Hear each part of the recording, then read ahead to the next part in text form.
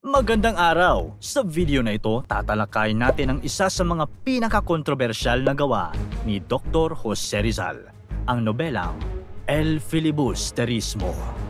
Ang nobelang ito ang naging daan upang maghimagsik ang mga Pilipino laban sa mga Espanyol. Nilalaman nito ang mga kasamaan at pagkamakasarili ng mga pari at mga opisyal noong panahon ng Espanyol. Ngunit, bago natin lakbayin ang mundo ng El Filibusterismo, maaari mong panoorin ang aming video tungkol sa Noli Me Tangere, ang unang libro ng El Filibusterismo. Sa pamamagitan nito, mas malalim mong mauunawaan ang konteksto ng nobela. Kung napanood o nabasa mo na ang Noli Me Tangere, sit back and relax dahil magiging exciting ang ating pag-uusapan sa video na ito.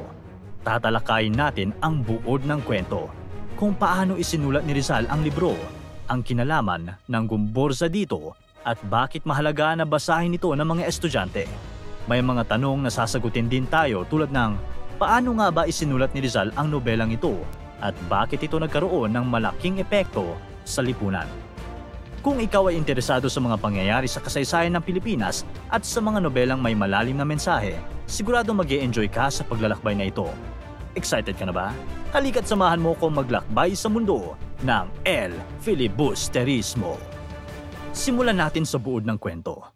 13 taon nang makalipas, muling bumalik si Crisostomo Ibarra sa San Diego. Ngayon, bilang si Simon, isang mayamang mag-aalahas na matalik na kaibigan ng Gobernador General, ang pinakamataas na opisyal sa Pilipinas. Pero, paano niya nagawa ito? Kung matatandaan natin sa Noli Me Tangere, nakatakas si Crisostomo Ibarra sa tulong ni Elias. Gamit ang kanyang hinukay na kayamanan, tumakas siya papuntang Cuba at doon ay mas lalong yumaman at naging malapit sa mga Spanish officials. Ngunit ang kanyang pagiging malapit sa kanila ay may dahilan.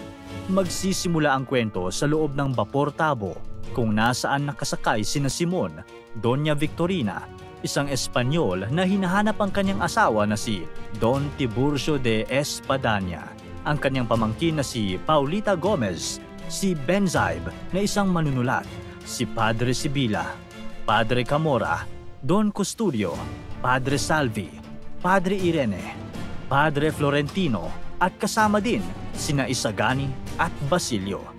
Dito ay napag-usapan ang pagpapalalim sa Ilog Pasig.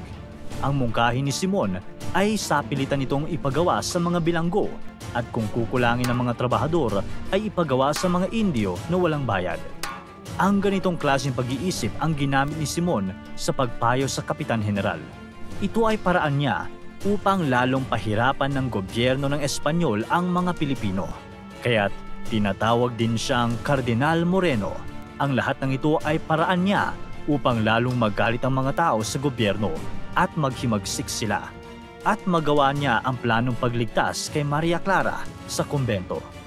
Nag-iipon siya ng mga armas at tinatago ito sa tulong ni Quiroga, isang negosyanteng inchik. Ngunit nabigo siyang magawa ito dahil namatay si Maria Clara bago pa niya masagawa ang paghihimagsik. Hindi natuloy ang kanyang unang plano at nagkasakit si Simon dahil sa pagkasawi ng nobya. Pero hindi dito nagtatapos ang lahat dahil may bagong plano si Simon. Sa araw ng kasal ni Paulita Gomez at Juanito Pelaez, isang estudyanteng Espanyol na kaklase ni Basilio, ibibigay niya ang regalong lampara na naglalaman ng bomba. Kapag sinindihan ito, ay sasabog ang lugar.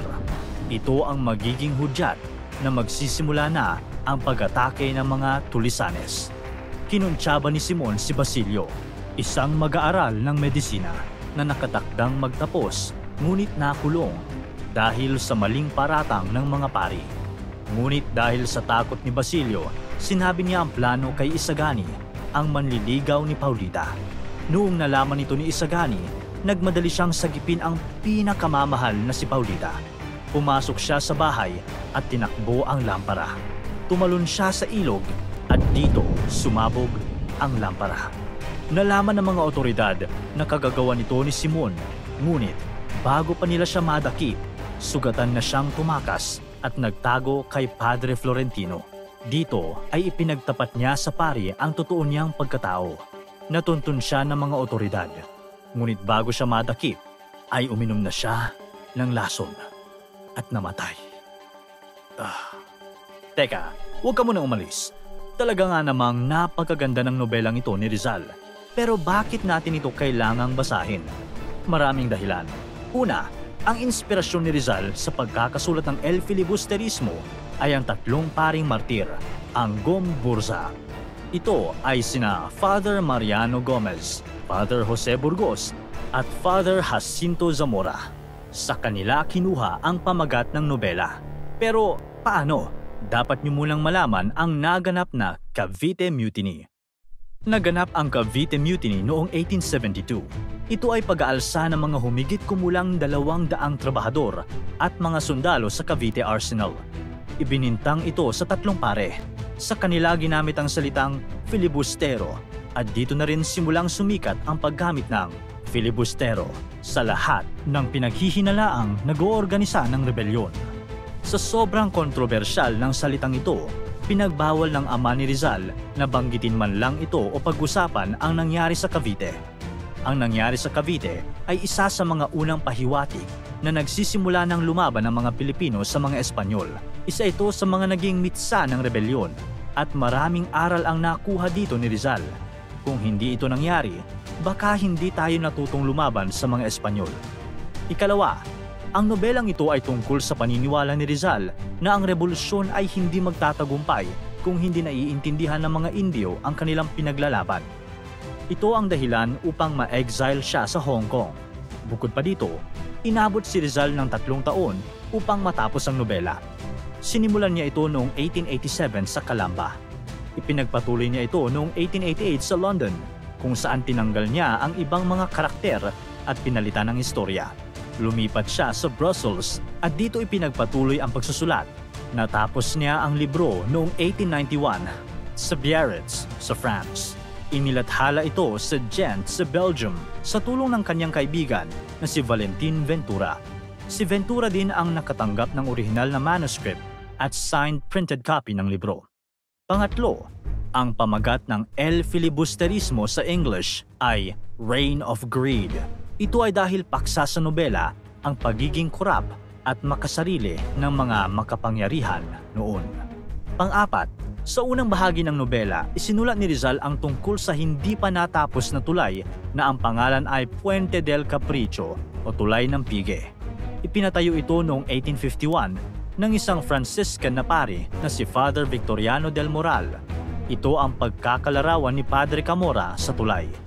Sa probinsya, meron kang makikitang Puente del Capricho, ang tulay ng Caprizo na itinayo ng isa naming kapatid. Hindi ito natapos dahil ang mga tao ng agham na ipinipilit ang kanilang mga sariling teorya ay pinuna ito bilang mahina at hindi ligtas. Ngunit tingnan kung paano ito nakatiis sa lahat ng baha at lindol. Nakuha nito ang pangalan na Tulay ng Pige o Butt Bridge dahil pinapalo sa puwet ang mga trabahador na nahuhuli sa trabaho o di kaya ay nabibitawan ng mga batong inilalagay sa tulay. Panglima, ang Rizal Law o Republic Act No. 1425 ang dahilan para maging required basahin ang Noli Me Tangere at El Filibusterismo sa mga paaralan. Ang Rizal Bill ay inihain noong 1956 nina Claro M. Recto at dating Pangulong Jose P. Laurel. Noong una itong naipropose ay sinalungat ng simbahang Katoliko ang batas dahil umano sa anti-Catholic nitong nilalaman at papayag lamang kung tatanggalin ang ibang parte nito na hindi kanais-nais. Ngunit hindi naging matagumpay ang pagsalungat dito at naipasa ang batas.